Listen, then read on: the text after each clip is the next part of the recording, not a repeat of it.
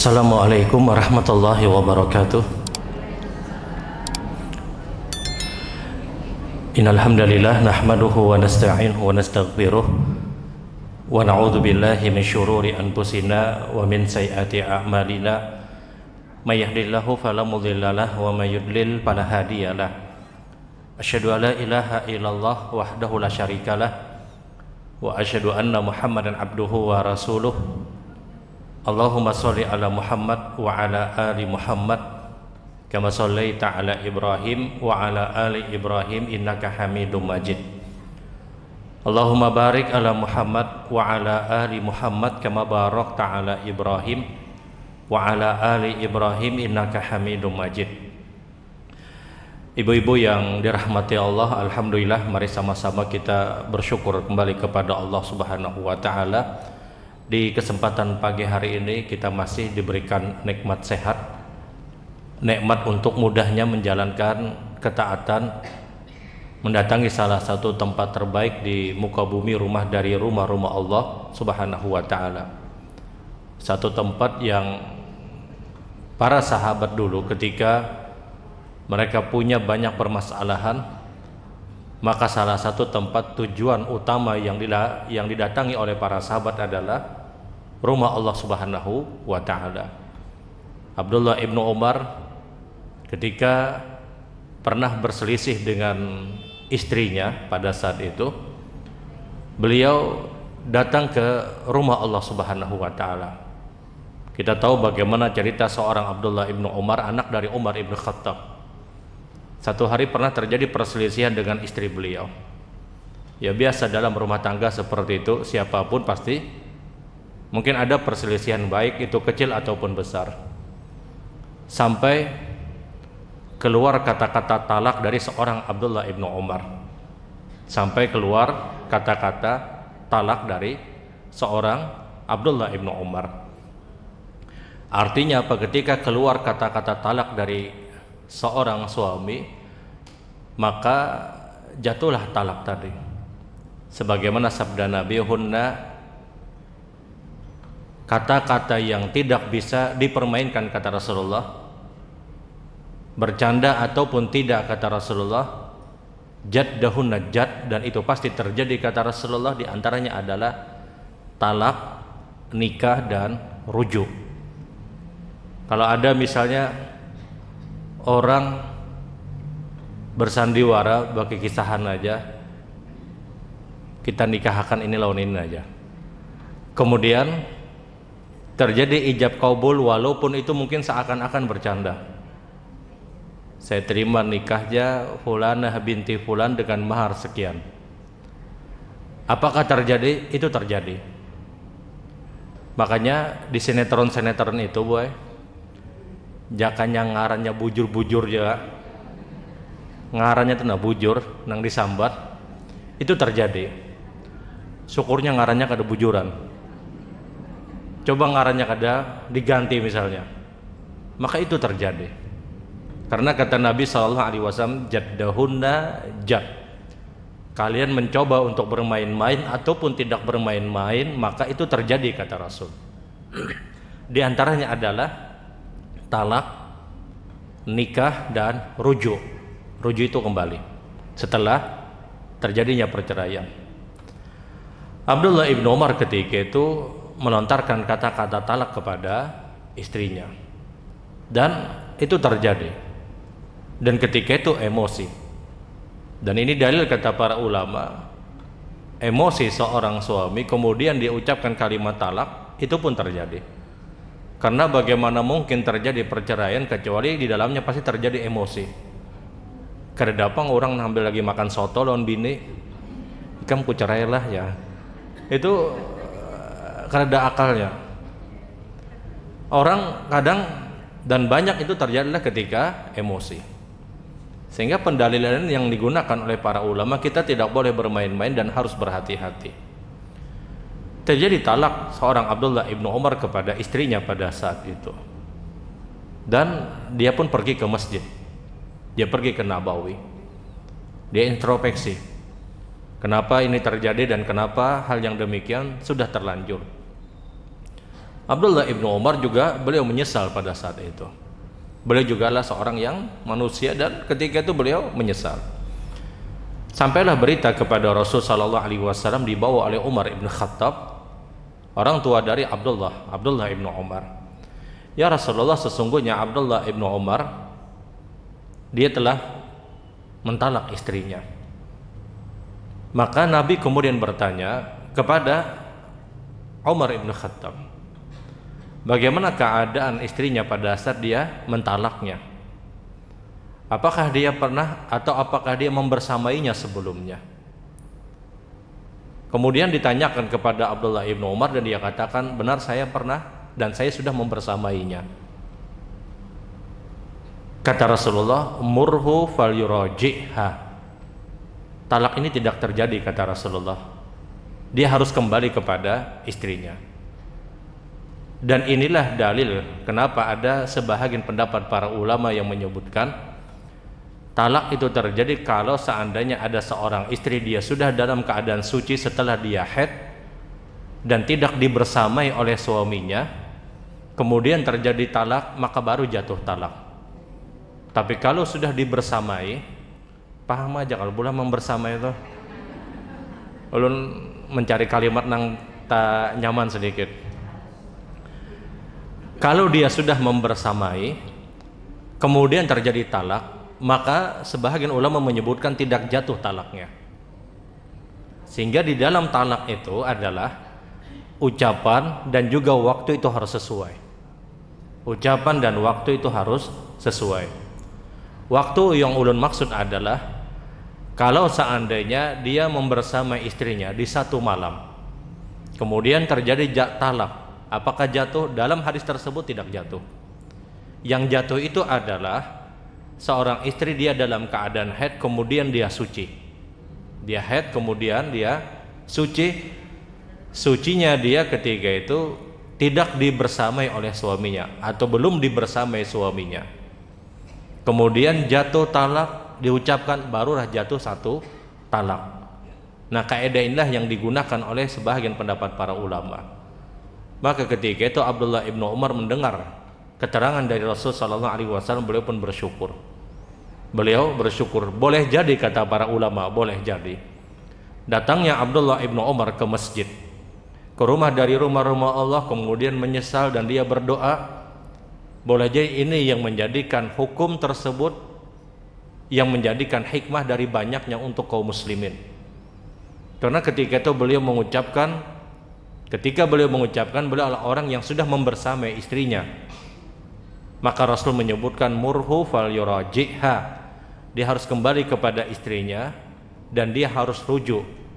Kalau dia ingin mentalak, kata Rasulullah, tunggu setelah dia haid, kemudian dia bersih dan dia tidak mendatanginya, kemudian dia ucapkan talak, maka itulah talak, kata Rasul sallallahu alaihi wasallam.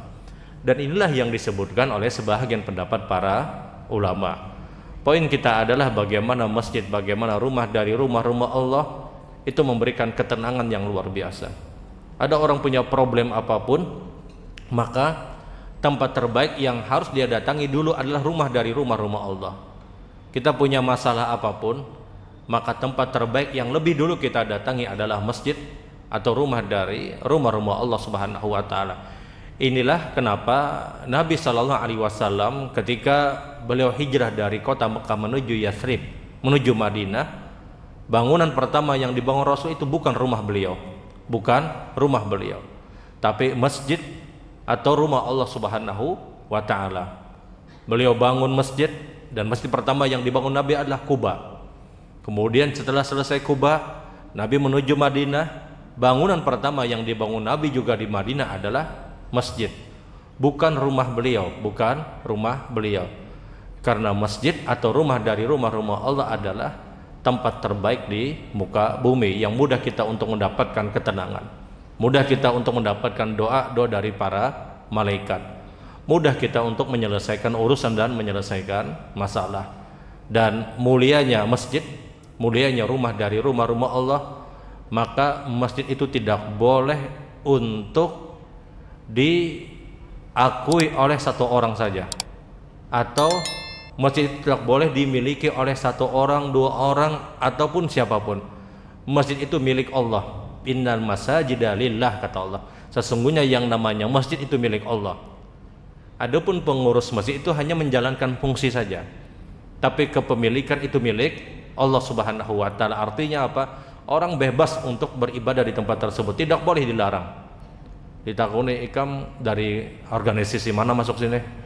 Tidak boleh dia melarang. Dari grup mana, dari kelompok mana, karena masjid itu adalah milik Allah Subhanahu wa ta'ala. Tapi pengurus dia mengatur, dia diberikan amanah, tapi kepemilikan itu milik Allah Subhanahu wa ta'ala. Kenapa? Karena itu tempat yang sudah diwakafkan. Makanya syarat masjid itu adalah satu tempat yang sudah diwakafkan. Dan ketika kita bicara wakaf, maka itu tempat tidak boleh dialihfungsikan pada hal yang lain, tidak boleh diperjualbelikan. Kalau tempat itu sudah diwakafkan, tempat tersebut sudah diwakafkan untuk dibangun masjid, maka tidak boleh tempat tersebut dialihfungsikan pada hal yang lain. Ada misalnya orang mewakafkan tanah, kemudian dia berkata, ini saya wakafkan tanah untuk dibangun masjid. Tahu-tahu misalnya si penerima wakaf, dia alihfungsikan, dia ganti misalnya dengan bangunan sekolahan misalnya. Apakah boleh? Tidak boleh. Kecuali dia meminta izin dengan orang yang mewakafkan. Kalau orangnya sudah tidak ada, dia cari ahli warisnya. Kalau ahli warisnya tidak ada, maka tidak boleh dialihfungsikan pada hal yang lain. Karena dia sudah wakafkan ini tempat untuk rumah dari rumah-rumah Allah Subhanahu wa ta'ala. Dan inilah masjid. Dan masjid kata Allah adalah milik Allah Subhanahu wa ta'ala. Artinya ketika kita datang ke masjid, kita bertamu di rumah Allah Subhanahu wa ta'ala. Kita bertamu di rumah Allah Subhanahu wa ta'ala. Baik ibu-ibu yang dirahmati Allah, pagi hari ini ulun hanya menyampaikan poin-poin yang berkaitan dengan puasa-puasa sunnah. Dan kita tahu kita sudah berada di pekan terakhir kalau tidak salah di bulan Syawal. Tanggal 22 kah? Tanggal 22 boleh. Tanggal 22 atau 23 Syawal, 22 mungkin. Artinya bagi orang yang belum puasa Syawal, segera dia tuntaskan. Sayang, jangan sampai dilewatkan. Kaidah yang pertama, ketika kita bicara puasa-puasa sunnah, khususnya ketika kita konsen dengan yang namanya Syawal, puasa Syawal itu dilarang untuk dilakukan kecuali kita sudah menyempurnakan Ramadan. Seorang perempuan yang dia punya hutang di bulan Ramadan, dia tidak boleh untuk melaksanakan puasa Syawal kecuali dia tuntaskan hutang Ramadannya dia. Nabi SAW bersabda, man shoma Ramadan summa atba sitta min Syawal kana qasiyamid dahrin. Siapapun, kata Nabi, yang sudah menyelesaikan Ramadan, kemudian dia ikutkan 6 hari di bulan Syawal, amalan ini, kata Nabi, dicatatkan pahala seperti dia berpuasa selama 1 tahun. Dia selesaikan Ramadan, baru dia ikutkan 6 hari di bulan Syawal. Ini kaidah penting. Tidak boleh orang itu melaksanakan puasa Syawal kecuali dia tuntaskan dulu Ramadan.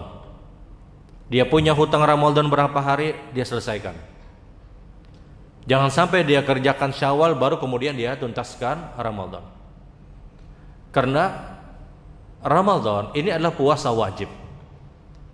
Dan tidak boleh orang mendahulukan perkara sunnah dibandingkan perkara wajib. Sampai para ulama itu menyebutkan, kalau ada orang yang mengerjakan puasa Syawal dulu baru dia tuntaskan Ramadan, maka seakan-akan orang ini seperti dia melaksanakan sholat subuh dulu, hanya qobliyah subuh. Qobliyah subuhnya tidak sah ketika itu, karena dia sudah mengerjakan perkara yang, artinya dia kerjakan qobliyah subuh dulu, dia kerjakan sholat subuh dulu baru dia kerjakan qobliyah subuh. Ya apalah, terbalik. Dia kerjakan perkara yang sunnah, dia kerjakan misalnya ba'diyah zuhur dulu, baru dia kerjakan sholat zuhur. Nah ini terlarang. Jadi sekali lagi, orang yang mendahulukan perkara sunnah dibandingkan perkara wajib, maka ini terlarang. Sebagaimana ada orang yang mengerjakan ba'diyah zuhur dulu, baru dia kerjakan sholat zuhurnya. Karena ba'diyah zuhur itu ditempatkan setelah zuhur. Nah Ramadan, kalau ada orang yang punya hutang Ramadan, kemudian tahu-tahu dia dahulukan Syawal, maka ini menyelisihi sunnah Nabi dan menyelisihi sabda Rasul Shallallahu Alaihi Wasallam.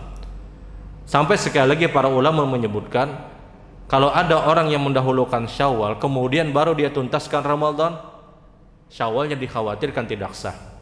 Syawalnya dikhawatirkan tidak sah. Karena Rasulullah menyebutkan man shoma Ramadan, siapa yang sudah menyelesaikan Ramadan. Kapan syariat Syawal? Kalau Ramadannya sudah selesai, kalau Ramadannya sudah tuntas.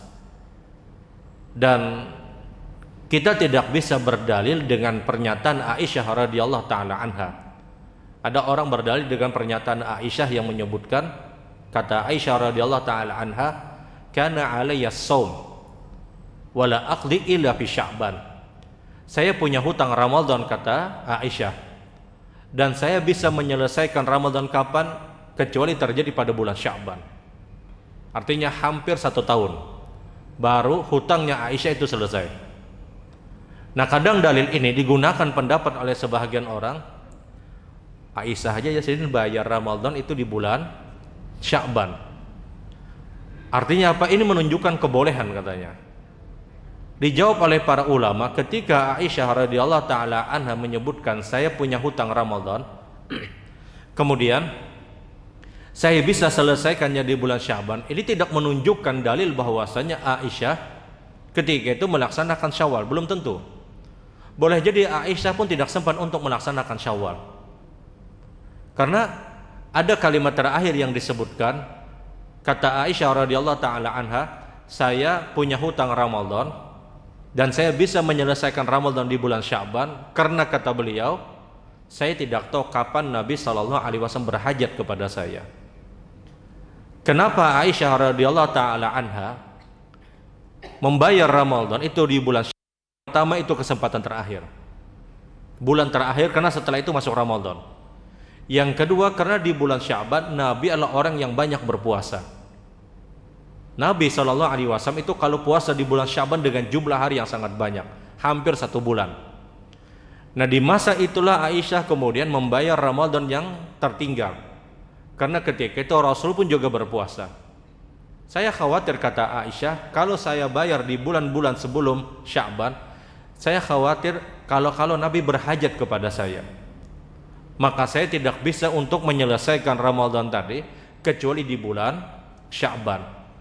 Sehingga dalil ini tidak bisa digunakan bagi orang yang menyatakan kita boleh mendahulukan Syawal kemudian baru bayar Ramadan sebagaimana perbuatan Aisyah. Tidak. Aisyah radhiyallahu taala anha ketika boleh menyebutkan saya punya hutang Ramadan dan saya bisa menyelesaikannya di bulan Sya'ban, ini tidak menunjukkan bahwasanya Aisyah itu puasa Syawal. Boleh jadi ketika itu beliau pun tidak bisa puasa Syawal. Jangankan Syawal, bayar hutang aja kada sempat. Jangankan puasa Syawal, bayar hutang saja beliau tidak sempat. Saking sibuknya melayani Rasul sallallahu alaihi wasallam. Semua orang paham tidak ada orang yang lebih sibuk daripada Rasulullah di muka bumi ini.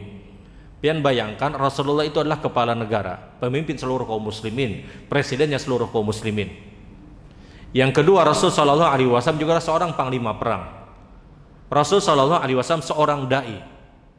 Rasul kepala rumah tangga.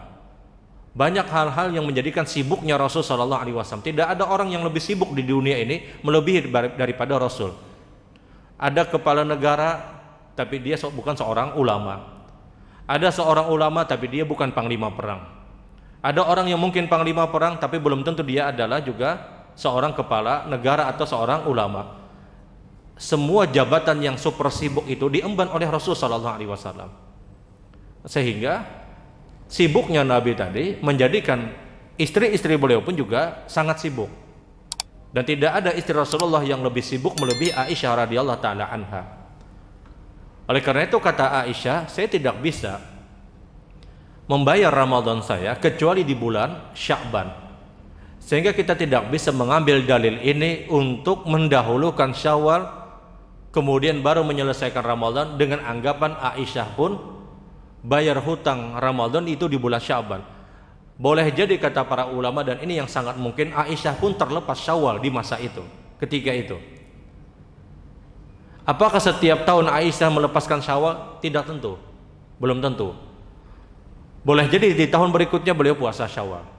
Tapi ucapan Aisyah ketika itu menyebutkan bahwasannya di masa itu, di tahun itu, beliau mengakui saya tidak bisa membayar Ramadan kecuali di bulan Sya'ban.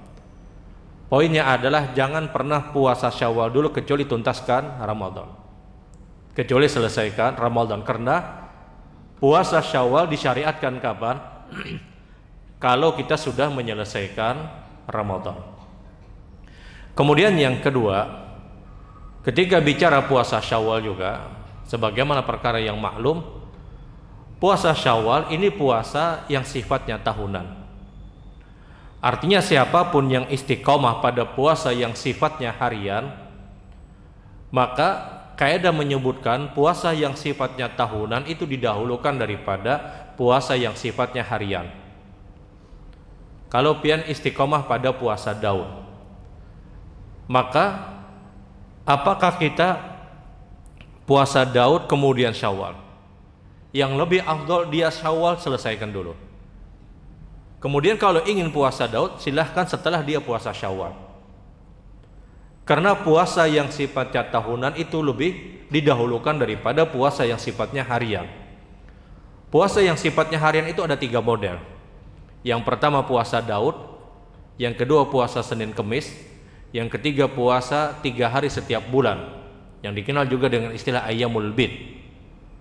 Siapapun yang konsisten 3 model puasa ini, salah satu dari 3 model ini, kemudian bertemu dengan puasa yang sifatnya tahunan, maka 3 model puasa yang sifatnya harian ini ditahan dulu. Dia dahulukan dulu puasa yang sifatnya tahunan. Contoh misalnya ada orang yang konsisten dengan puasa Ayyamul Bid, tapi dia belum menyelesaikan puasa Syawal, yang kebetulan Syawal bertemu pada hari-hari Ayyamul Bid. Maka apa yang dia dahulukan? Yang dia dahulukan puasa Syawal. Karena Ayyamul Bid bisa dia dapatkan di bulan berikutnya. Sementara puasa Syawal tidak dia dapatkan kecuali di tahun berikutnya.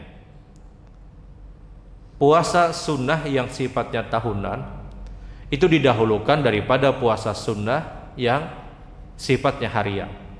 Didahulukan, dituntaskan dulu. Makanya mayoritas ulama menyebutkan kalau ada orang yang bertemu puasa Arafah 9 Dzulhijjah, yang itu disunahkan bagi orang-orang yang tidak berhaji untuk melaksanakan puasa Arafah, dan dia kebetulan adalah orang yang biasa puasa Daud. Jadwal puasa Daudnya bertepatan dengan puasa Arafah. Apa yang dia dahulukan? Dia dahulukan puasa Arafah. Karena puasa Arafah dia dapatkan setahun sekali. Sementara puasa Daud dia dapatkan di hari-hari berikutnya. Dan ingat, tidak boleh menggabungkan niat. Tidak boleh menggabungkan niat. Berniat puasa Syawal sekalian berniat puasa Daud Yazidin. Maka ini tidak diperkenankan. Menggabungkan 2 niat sunnah dengan 1 amalan itu tidak pernah diajarkan Rasul sallallahu alaihi wasallam. Pian biasa misalnya mendapatkan berita di handphone, di WA misalnya, ada orang yang men-share misalnya, mumpung Ayyamul Bid ya Sidin, mumpung hari bulan Syawal, mumpung hari Senin ya Sidin, combo pahala ya Sidin. Kemudian dia niatkan dengan 3 model niat ini. Apakah itu berlaku? Tidak. Itu tidak diajarkan Rasul sallallahu alaihi wasallam. Karena innamal a'malu binniyah wa innamal likulli imri'in ma nawa. Amal itu kembali kepada niat dan orang akan mendapatkan hasil dari niat yang jelas. Dia harus pilih apa yang dia niatkan. Bagaimana cara memilih niat tadi? Kalau bertemu antara puasa yang sifatnya tahunan dengan puasa yang sifatnya harian, maka dahulukan yang sifatnya tahunan. Kalau tidak bertemu hanya bertemu sama-sama puasa yang sifatnya harian, maka yang didahulukanlah puasa yang dia istiqomah. Ada orang istiqomah Senin dan Kamis, kemudian bertemu Ayyamul Bid, kebetulan ada Seninnya atau ada Kamisnya. Apa niat dia? Niat dia adalah puasa Senin, Kamis yang biasa dia dapatkan. Sementara Ayyamul Bid, apa yang dia niatkan? Dia tidak perlu untuk berniat di hari Senin tersebut dengan niat Ayyamul Bid, karena Ayyamul Bid itu boleh walaupun hanya 2 hari. Ayyamul Bid itu boleh hanya walaupun hanya 2 hari. Lalu kalau tidak salah pernah sampaikan, kalau tidak di sini di Masjid Al-Jihad, orang yang tidak sempat puasa Ayyamul Bid 3 hari, dia hanya dapat 2 hari misalnya, apakah boleh dia menambah pada hari yang lain selain dari Ayyamul Bid?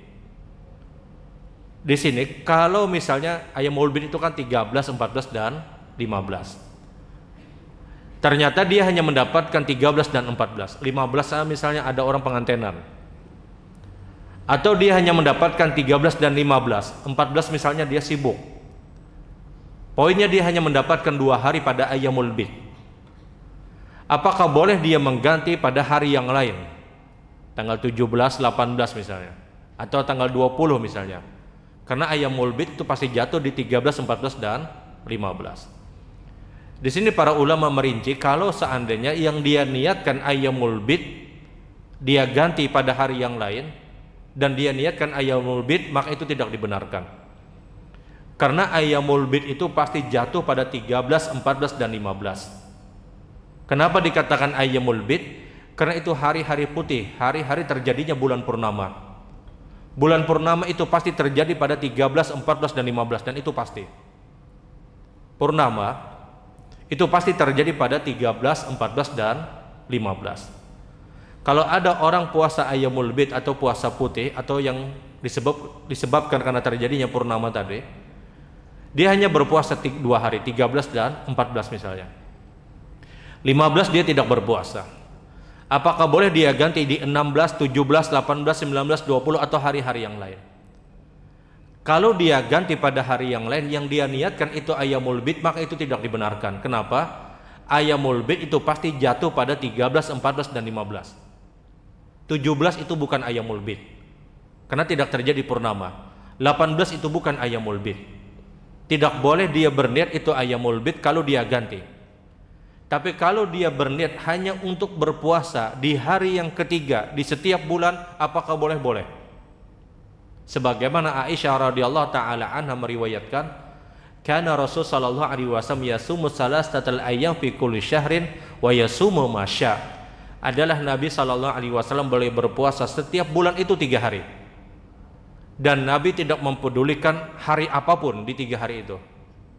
Boleh jadi 13, 14 dan 15, boleh jadi 2, 3 dan 4, boleh jadi tanggal 19, 20, 21, boleh jadi. Karena kata Aisyah, Nabi pun tidak mempedulikan hari apapun itu, yang jelas Nabi itu berpuasa setiap bulan 3 hari. Meskipun mayoritas itu terjadi Ayyamul Bid. Puasanya Nabi terjadi pada Ayyamul Bid, tapi Nabi pun pernah berpuasa di luar dari hari-hari Ayyamul Bid dan jumlahnya 3 hari di total. Kenapa 3 hari Nabi berpuasa? Kenapa Nabi mengejar 3 hari setiap bulan itu berpuasa? Karena orang yang berpuasa 3 hari setiap bulan sama seperti dia berpuasa selama 1 bulan. Karena ibadah kita dilipat gandakan minimal 10 sampai lipat ganda yang banyak. Jadi kalau ada orang berpuasa sebulan itu 3 hari, maka sama dia berpuasa selama 30 hari. Karena itu dilipat gandakan. Orang kalau tidak sempat puasa Ayyamul Bid, dia tidak mendapatkan Ayyamul Bid, maka dia bisa berpuasa 3 hari setiap bulan dengan tanggal apapun yang dia inginkan. Apa niatnya? Niatnya puasa 3 hari. Artinya kalau ada orang yang hanya puasa Ayyamul Bid 2 hari, dia ganti pada hari yang lain, mengganti ini bukan niatnya Ayyamul Bid. Karena kalau dia niatnya Ayyamul Bid, maka ketika itu bukan terjadi purnama, bukan terjadi hari Ayyamul Bid. Dia tambah lagi 1 hari, supaya apa? Supaya menggenapkan 3 hari. 2 hari Ayyamul Bid, 1 hari puasa di tanggal, di waktu yang bebas, sebagaimana Nabi pernah melakukan perbuatan tadi. Paham pula? Sekali lagi Bu. Kalau ulun paham aja boy. Ayyamul bid itu puasa yang terjadi di 13, 14 dan 15. Kenapa dikatakan ayyamul bid? Karena 13, 14 dan 15 adalah bulan purnama, terjadi bulan purnama. Tidaklah bulan purnama terjadi kecuali pasti tanggal 13, 14 dan 15. Nah, sampai sini pian paham dulu. Sunnah untuk berpuasa ayyamul bid 3 hari ini. Tapi sunnah 3 hari ini tidak mutlak harus 3 hari.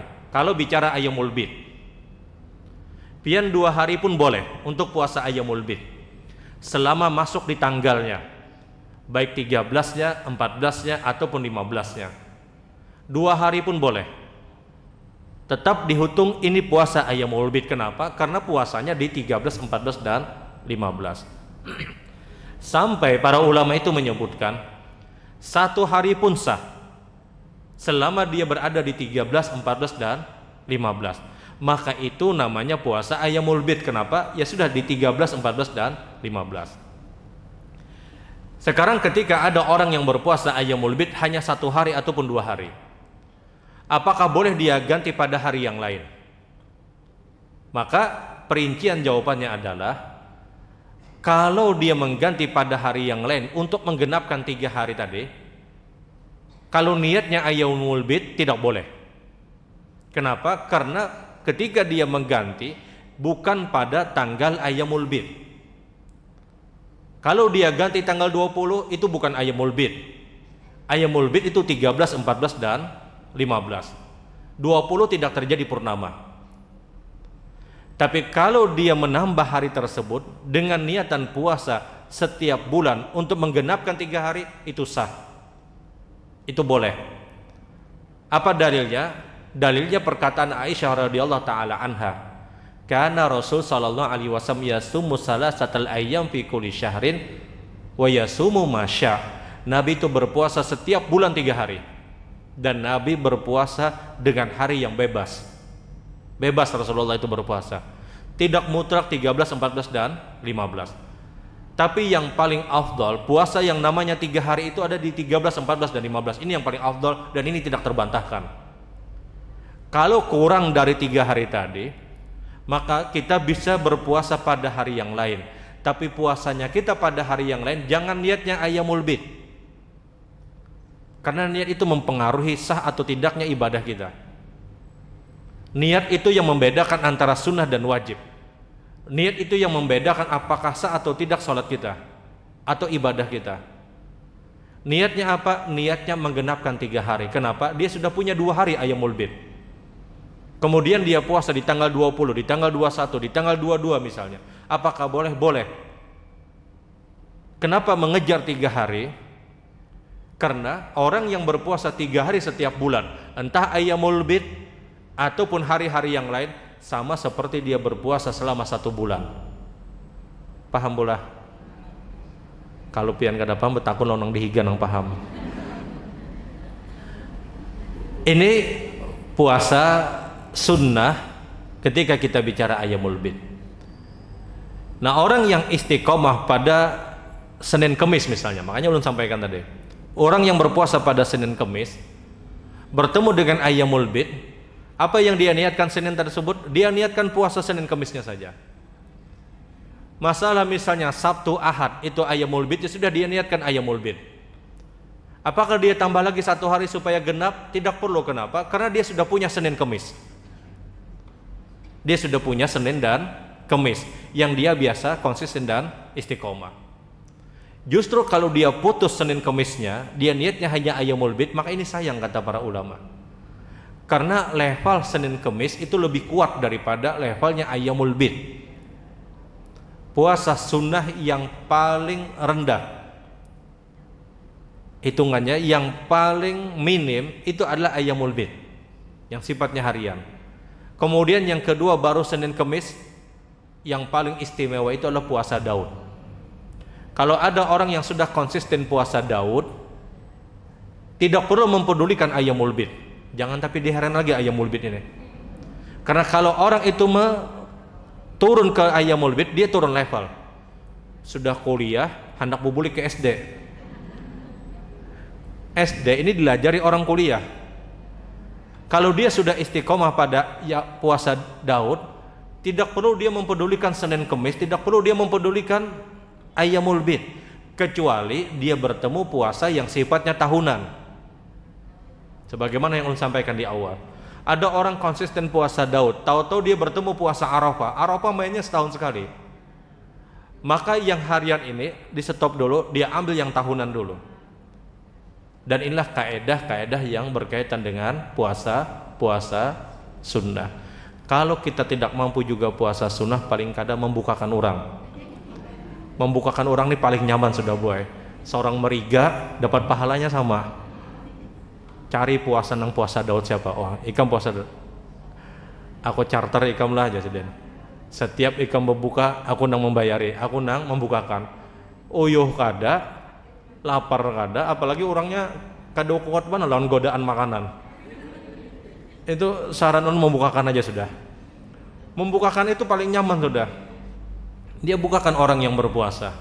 Dia dapat pahala kata Nabi sebagaimana pahala orang yang berpuasa. Nah, orang yang berpuasa ketika mendapatkan kesempatan untuk dibukakan orang lain, jangan ditolak juga. Jangan berpikir nang lapar aku aja siden. Kenyamanan siden. Ya dia tetap, artinya ya sudah dia terima. Orang memberi sedekah, orang memberi ya sudah. Karena menyenangkan seseorang pun dapat pahala sebagaimana kalian etikaf di Masjid Nabawi selama 1 bulan penuh, kata Rasulullah SAW. Sama-sama dapat pahala, sama-sama dia mendapatkan pahala. Baik ibu-ibu yang dirahmati Allah, ini dulu mungkin yang bisa ulun sampaikan di kesempatan pagi hari ini. Hanya sekedar memperkuat memori pian, memperkuat apa yang sudah sama-sama pian pahami berkaitan dengan kaedah-kaedah tentang puasa sunnah.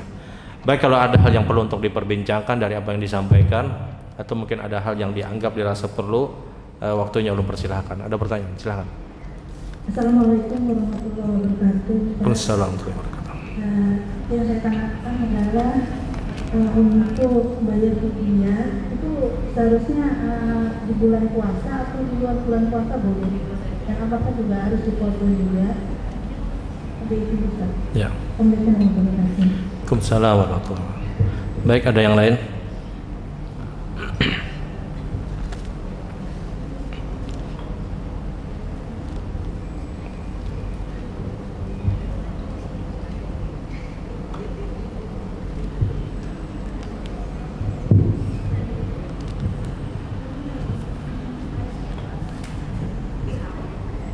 Assalamualaikum warahmatullahi wabarakatuh. Waalaikumsalam warahmatullahi wabarakatuh.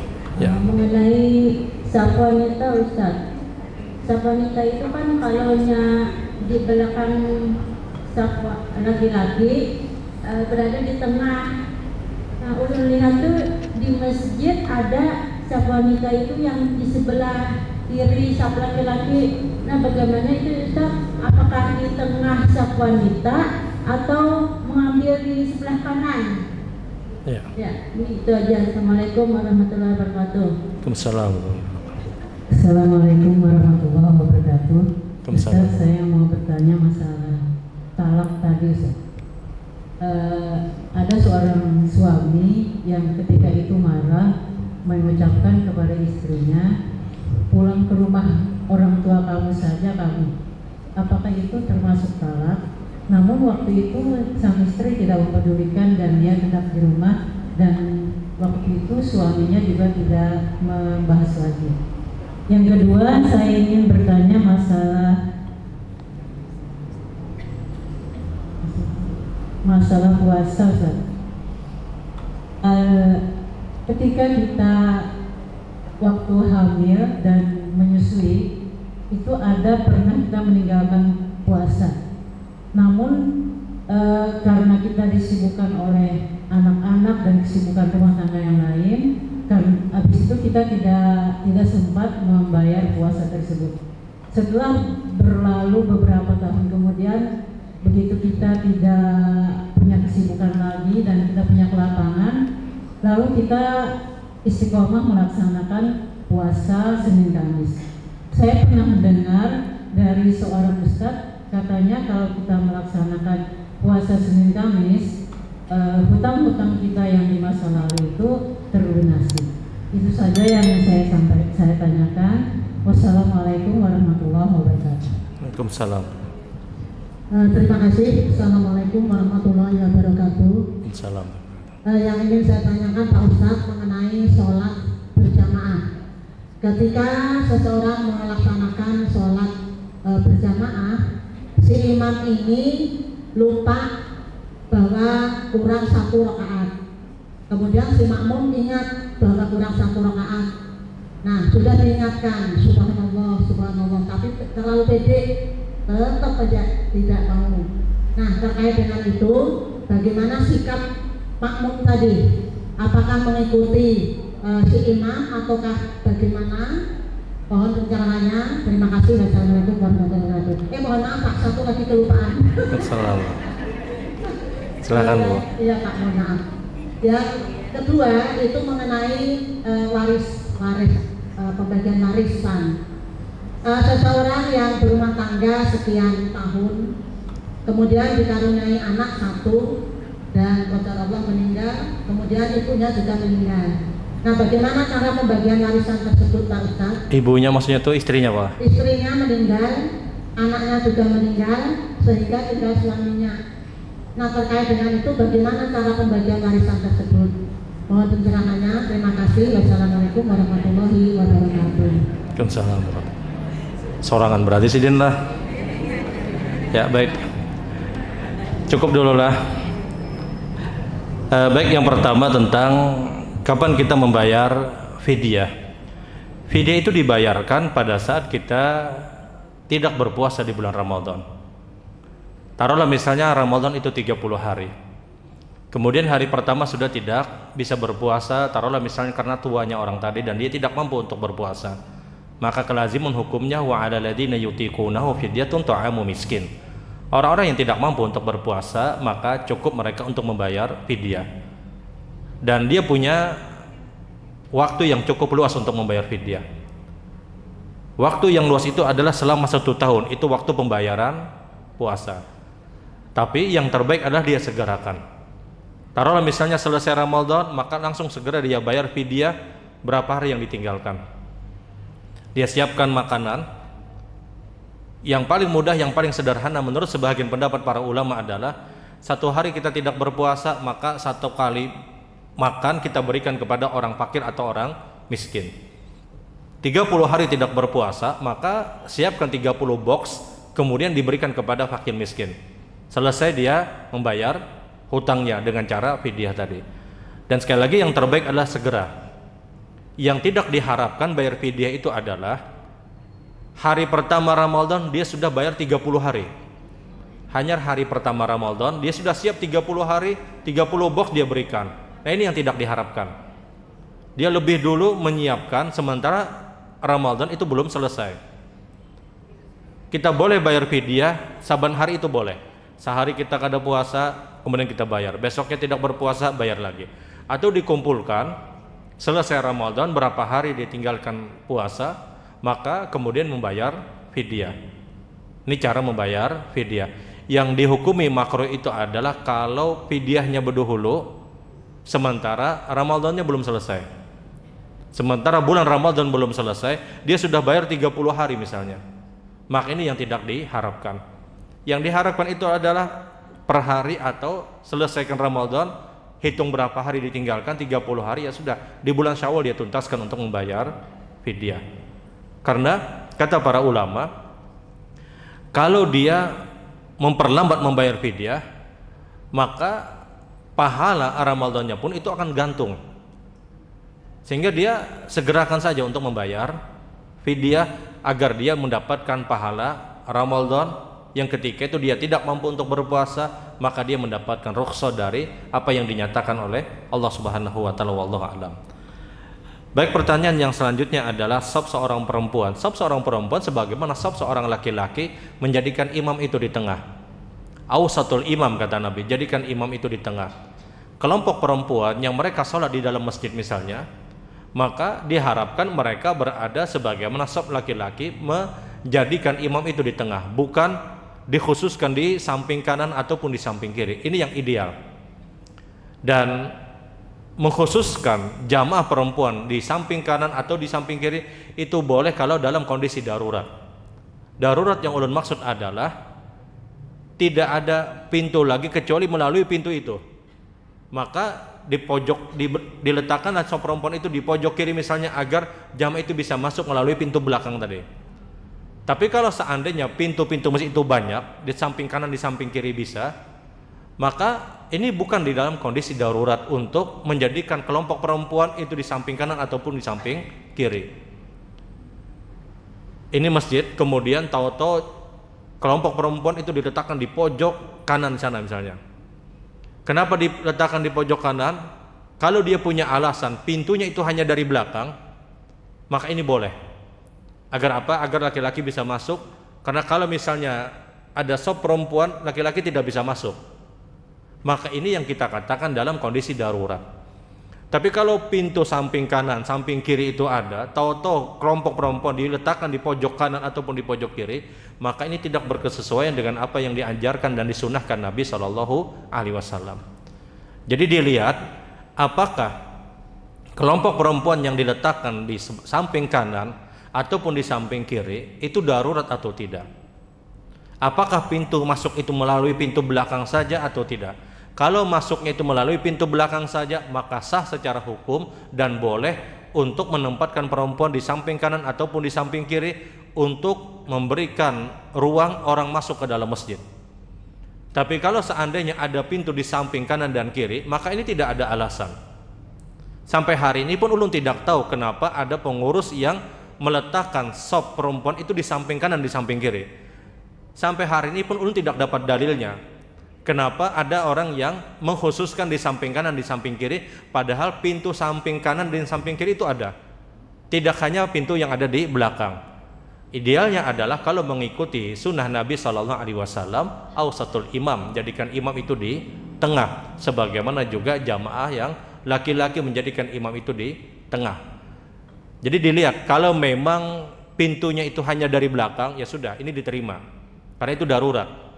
Tapi kalau pintunya itu tidak di belakang, ada samping kanan dan samping kiri, maka tidak bisa kita mengatakan ini hukum darurat, dan jangan mendaruratkan hukum yang itu belum tentu darurat. Wallahu alam. Baik, pertanyaan yang selanjutnya adalah seorang suami yang mengatakan kepada istrinya, pulanglah engkau ke rumah orang tuamu. Kayak lagu nih pula. Apakah ini jatuh talak? Apakah ini jatuh talak? Dia tidak ucapkan talak. Maka kata para ulama, ini kalimat kiasi, kalimat yang mengkiaskan. Tinggal ditanya suaminya, apakah yang dia maksud itu talak atau tidak. Kalau yang dia katakan itu niatnya talak, maka jatuh talak. Tapi kalau dia hanya sekedar emosi saja, tapi tidak dia niatkan untuk talak, maka tidak jatuh talak. Dan di sini tergantung kejujuran suami tadi. Kalau suaminya pina sayang benar, kada apa ngaku aja sih. Tapi kalau dia memang marah, mungkin dia katakan itu talak. Jadi di sini ketika dia katakan pulang engkau, apakah itu niatnya talak atau tidak? Kalau niatnya talak, jatuh talak. Tapi kalau niatnya tidak talak, hanya sekedar emosi sesaat, dia tidak ingin mentalak tapi keluar kalimat tadi, maka itu tidak dikatakan jatuh kepada talak. Dan idealnya memang yang terbaik, seorang istri yang ditalak oleh seorang suami, idealnya dia tetap bertahan di rumah tadi. Karena itu bukan talakul bain, bukan talak yang memisah suami istri. Dia punya kesempatan talak pertama, talak yang kedua, talak yang ketiga, baru berpisah sesungguhnya. Idealnya dia tetap bertahan di rumah, sebagaimana pernyataan Allah, wa kunna fi buyutikunna, hendaknya kalian tetap berada di rumah-rumah kalian. Kalian tetap bertahan di rumah kalian, kata Allah, walaupun itu terjadi. Apa hikmahnya seorang perempuan yang ditalak oleh seorang suami tetap bertahan di rumahnya, tidak kembali ke rumah orang tuanya? Hikmahnya adalah agar suaminya tahu bahwasanya istrinya ini orang yang baik, dia tetap melayani, kemudian dia punya rasa yang kasihan. Kalau istrinya itu pulang ke rumah orang tuanya disebabkan talak yang pertama itu misalnya, maka di luar mungkin boleh jadi akan terjadi mudarat yang lebih besar. Di luar itu banyak juga kompornya, boy. kada kompor hok lagi, kompor gas. Dikompori ini itu macam-macam. Akhirnya apa? Terjadi hal-hal yang tidak diharapkan, dan itu yang diinginkan oleh syaitan. Kalau terjadi talak, maka memang idealnya tetap dia bertahan di rumah. Tetap itu suami istri. Tetap suami istri. Tetap dia adalah suami istri. Sampai misalnya seorang, saya menyebutkan, kita rujuk, kita kembali, kita bebulikan misalnya, ya sudah dia kembali. Tapi apakah itu suaminya? Tetap suaminya. Kecuali ini sudah talak yang ketiga, talakul bain, talak yang selamanya, yang memisahkan antara suami dan istri. Makanya kata Allah, at-talaqu marratan, talak itu dia punya 2 kesempatan. Tapi kalau sudah yang ketiga, maka ini yang memisahkan antara suami dan istri. Ya tetap bertahan di rumahnya. Kenapa? Secara hukum itu suaminya. Secara hukum suami harus tetap memberikan nafkah. Nah kalau seandainya, mohon maaf, terjadi hubungan dan dia bertahan, maka itu sudah rujuk namanya. Walaupun dia tidak mengatakan, karena kadang ada suami ini gengsi juga boy. Dia tidak ucapkan bebulikan dan yang lainnya, tapi faktanya mohon maaf dia bersama. Maka ketika itu secara hukum ini sudah rujuk. Ini sudah rujuk. Jadi kalau terjadi talak atau cerai, maka istrinya idealnya tetap bertahan di rumah sebagaimana perintah Allah. Wa kunna fi buyutikunna, kata Allah. Kalian tetap stay, kalian tetap bertahan di rumah kalian, kata Allah. Jangan keluar dulu, kata Allah, karena itu bukan talak yang memisahkan, bukan talakul bain, wallahu a'lam. Baik, pertanyaan yang selanjutnya, seorang yang hamil kemudian dia juga menyusui dan tidak sempat untuk melaksanakan puasa, apakah cukup membayarnya dengan memperbanyak puasa sunnah? Kalau kita mengingat berapa puasa yang sudah kita tinggalkan, perempuan hamil dan perempuan menyusui tidak harus mengqadha, dia cukup untuk membayar fidyah. Yang dikatakan memperbanyak puasa sunnah tadi adalah kalau kita sudah tidak ingat hitungan kita, hitungan berapa puasa yang sudah kita tinggalkan. Dan ulun kira mudah kalau seandainya 3 tahun berturut-turut dia meninggalkan puasa misalnya disebabkan hamil ataupun menyusui. Tahun pertama dia hamil, tahun kedua hamil lagi, tahun ketiga hamil lagi misalnya. Saban tahun misalnya alhamdulillah dia melahirkan, dia hamil dan melahirkan, dia hamil dan menyusui, maka hitungannya adalah anggap 30 kali 3 90 box nasi dia siapkan, kemudian dia bayarkan fidyah, selesai. Nah yang dikatakan memperbanyak puasa sunnah itu adalah kalau kita tidak tahu hitungannya berapa. Misal bahari kartapi tahu lang ngarannya puasa, zaman SMP, zaman SMA kada tahu orang puasa, sidin kada puasa, merasa masih kekanakan jasidin, padahal SMA sudah. Dia tidak berpuasa dan dia sudah tidak tahu hitungan puasa yang ditinggalkan. Maka disinilah berlaku untuk memperbanyak puasa sunnah. Tapi kalau hamil, menyusui, ulun kira tahu hitungan. Orang hamil kan tinggal dihitung anaknya berapa ekong. Oh anaknya bertiga, tiga-tiganya dulu kada berpuasa misalnya. Ya sudah dia bayar 30 kali 3 90 box, selesai untuk menyelesaikan puasa yang dia tinggalkan. Karena perempuan hamil dan perempuan menyusui cukup untuk membayar fidyah sebagaimana pernyataan Abdullah ibn Abbas, dan juga ini dikuatkan oleh Aisyah radhiyallahu taala anha, wallahu a'lam. Baik, pertanyaan yang selanjutnya, di dalam salat berjamaah ternyata imam kurang 1 rakaat sementara makmum sudah mengingatkan, apa yang harus dilakukan oleh makmum? Yang dilakukan oleh makmum adalah dia mengikuti apa yang dilakukan oleh imam, kemudian dia tambah lagi 1 rakaat, kemudian baru dia sujud sahwi sebelum salam. Taruhlah misalnya sholat zuhur 4 rakaat, karena yang biasa kada ingat itu sholat yang tidak disuarakan, zuhur atau asar misalnya. Sholat zuhur 4 rakaat, imam 3 rakaat sudah salam. Apakah makmum langsung berdiri atau dia ikut salam? Maka di sini mayoritas ulama menyebutkan dia ikut salam, walaupun itu 3 rakaat. Kemudian setelah salam dia beritahu kepada imam, imam kurang 1 rakaat. Jar imam kada tetap 4 rakaat. Maka di sini makmum menambah 1 rakaat. Baru kemudian dia sujud sahwi sebelum salam. Kenapa dia harus mengikuti imam? Karena Rasulullah bersabda, "Innama ju'ilal imamu liyutamma bih." Sesungguhnya dijadikan imam untuk diikuti. Kenapa dia harus mengikuti imam walaupun itu hanya 3 rakaat? Untuk memberikan pesan kepada imam, ini kurang 1 rakaat. Ternyata imamnya sebagaimana disebutkan pengarasan benar. Orang aja dikarasi apalagi bininya. dia pengarah mana. Maka model orang yang seperti ini, ya sudah, makmum dia tambah 1 rakaat, kemudian dia sujud sahwi sebelum salam. Kalau tetap bertahan, besoknya dipikirkan, jangan lagi sih dijadikan imam. Dipikirkan besoknya. Karena tidak baik model yang seperti ini, tidak baik model yang seperti ini. Jadi tambah 1 rakaat setelah kita mengikuti imam, wallahu alam. Baik, pertanyaan yang selanjutnya adalah seorang yang mempunyai istri dan mempunyai anak, kemudian qadarullah anak dan istrinya meninggal. Bagaimana pembagian warisnya? Waris yang dimaksud adalah waris dari harta istri. Jadi yang diwaris itu adalah harta istri.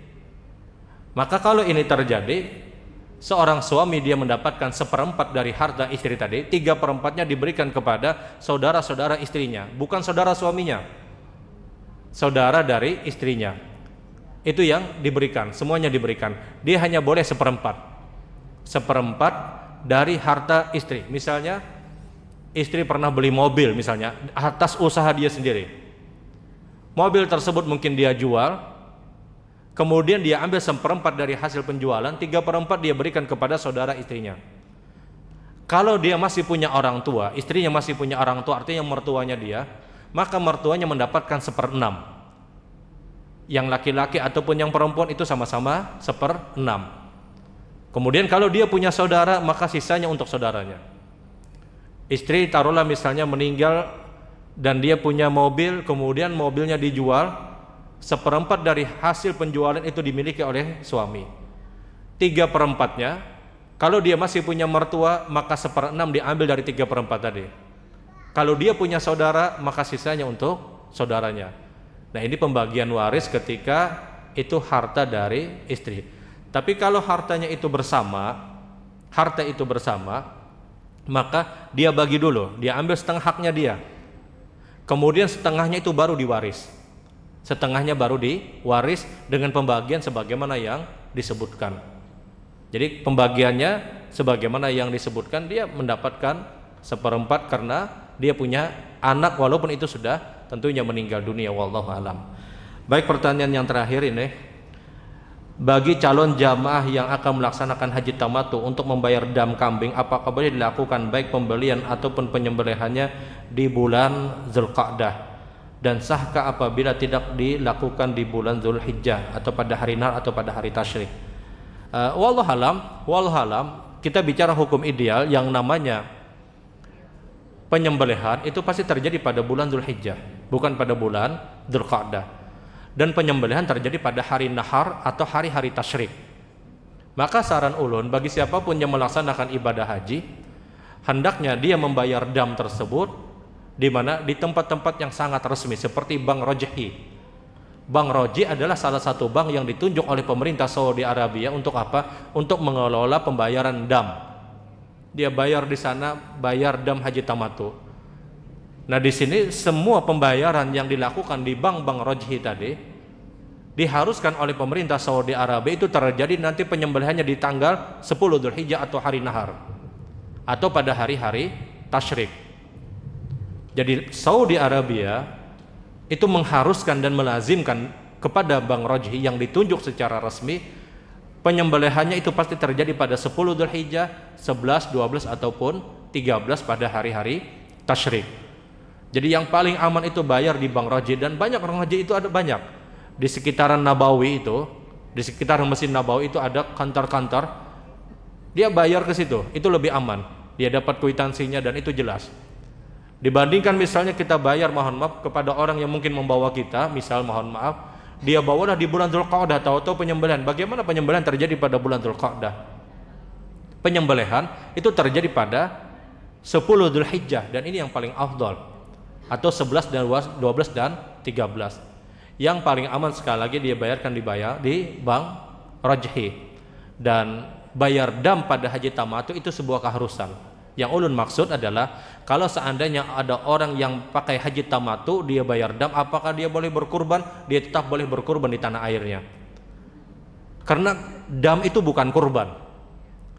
Dam haji tamattu itu keharusan yang dilakukan oleh orang yang melaksanakan ibadah haji ketika menggunakan cara haji tamattu. Sementara kurban itu berbeda. Kurban itu berbeda. Jadi bagi calon jamaah haji, dia tetap dianjurkan untuk berkurban di tanah air. Dam itu jangan diartikan ini kurban, bukan. Dam itu adalah sebuah keharusan yang dilakukan oleh orang yang melaksanakan ibadah haji dengan cara haji tamattu. Jadi saran ulun, calon jamaah haji hendaknya dia bayar di bank-bank rojhi. Dia bisa titip misalnya kepada siapa yang diamanati untuk membayarkan ke bank rojhi. Dibandingkan kadang seperti ini, dibawa calon jamaah misalnya ke satu tempat penyembelihan, padahal waktunya belum 10 Dzulhijjah, padahal waktunya belum bulan haji, pada waktunya belum pada hari-hari haji. Kemudian dilihat penyembelihan, kita pun tidak tahu kambing yang disembelih tadi kambing kita kah kambing orang, karena nang hadir itu kada kita aja, bis nang lain ada juga, orang lain pun juga melihat. Saya kong mengaku, ngalih jadinya. Walaupun misalnya dia tetap menyembelih misalnya, tapi apakah penyembelihan tersebut semua jamaah itu menyembelih? Belum tentu. 40 orang dibawa orang untuk penyembelihan, dari 40 orang ini paling 10 aja yang menyembelih. 30-nya apakah dia dapat atau tidak? Mohon maaf, dikhawatirkan ini terjadi bisnis. Dikhawatirkan terjadi permainan bisnis. Yang paling aman itu adalah dia bayar di tempat yang sudah ditunjuk secara resmi seperti bank rojhi, yang itu secara resmi ditunjuk oleh pemerintah Saudi Arabia, wallahu alam.